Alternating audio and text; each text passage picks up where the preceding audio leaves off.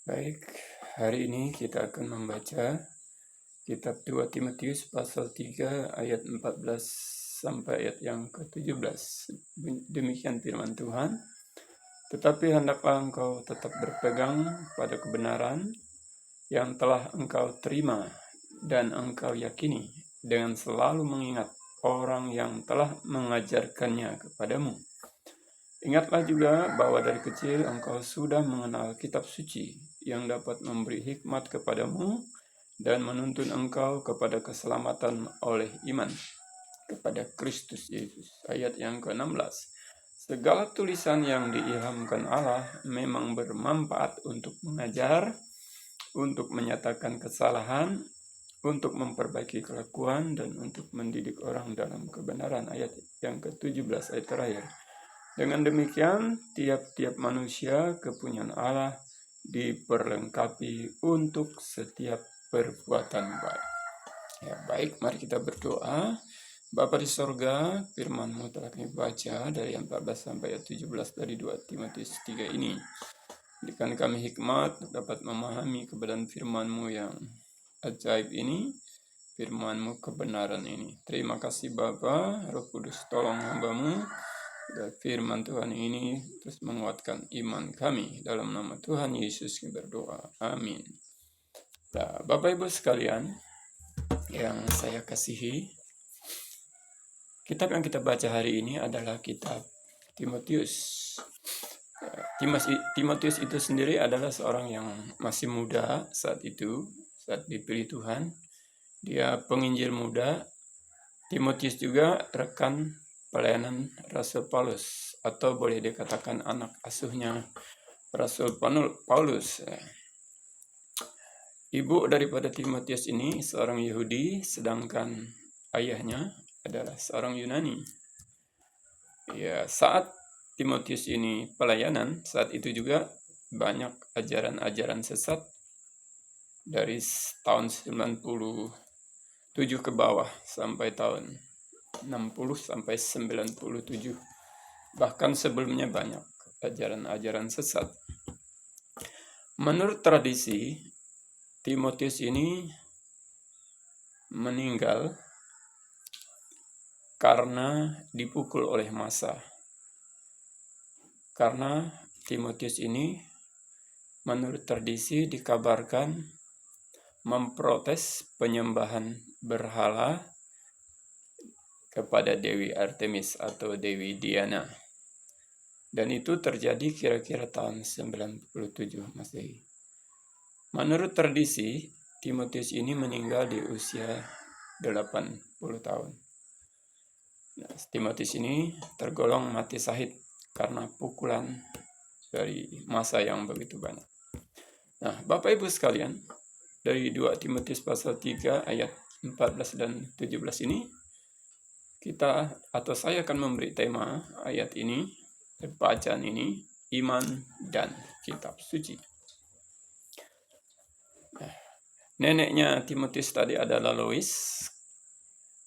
Karena iman neneknya kuat, karena iman mamanya kuat, maka Timotius ini terdidik di dalam ajaran takut akan Tuhan. Oleh karena itu, tema iman dan kitab suci, saya melihat ini sangat cocok sekali dengan nas yang kita baca dari 2 Timotius pasal 3 hari ini.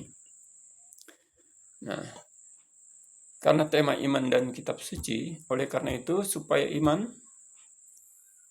Timotius bisa kuat saat itu, supaya iman saya bisa kuat juga, supaya iman saudara-saudari Bapak Ibu sekalian bisa kuat juga, tidak ada cara lain agar iman kita bisa kuat.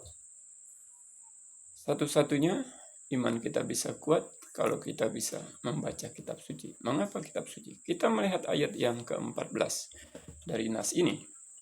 Dikatakan di sana, tetapi hendaklah engkau berpegang pada kebenaran. Alkitab berkata, hendaklah engkau berpegang pada kebenaran. Tentu kebenaran yang didapatkan dari kitab suci. Karena tema kita hari ini iman dan kitab suci. Di ayat 14 kita dituntun supaya iman Timotius bisa kuat. Roh Kudus berkata, tetaplah berpegang kepada kebenaran. Tentu sekali lagi kebenaran yang didapatkan dari kitab suci. Nah, kemudian ayat yang ke-15. Kita baca sekali lagi ayat 15. Ingatlah juga bahwa dari kecil engkau sudah mengenal kitab suci.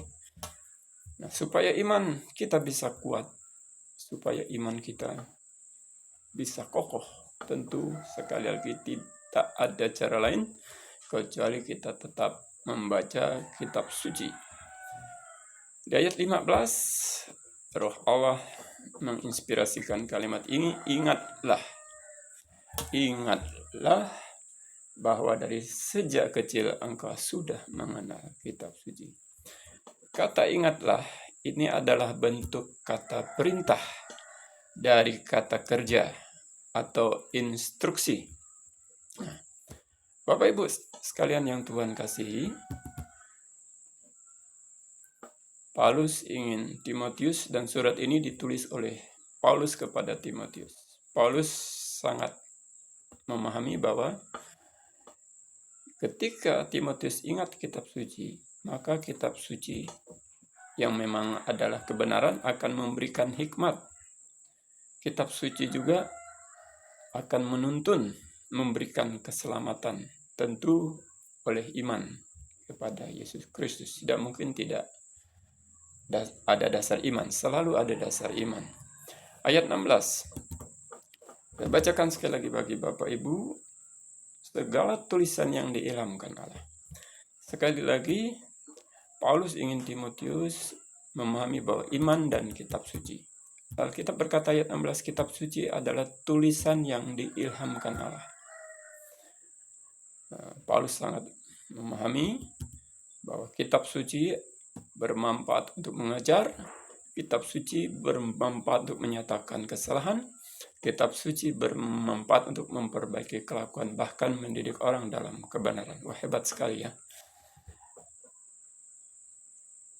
Tulisan Timotius atau tulisan Paulus kepada Timotius ini, karena Timotius adalah anak asuh dari Rasul Paulus, oleh karena itu Paulus membina, menuntun seorang pemuda yang masih muda ini untuk mengerti akan iman dan kitab suci. Tidak bisa dipisahkan iman dan kitab suci. Itulah tema kita, di iman dan kitab suci. Yang terakhir ayat yang ke-17.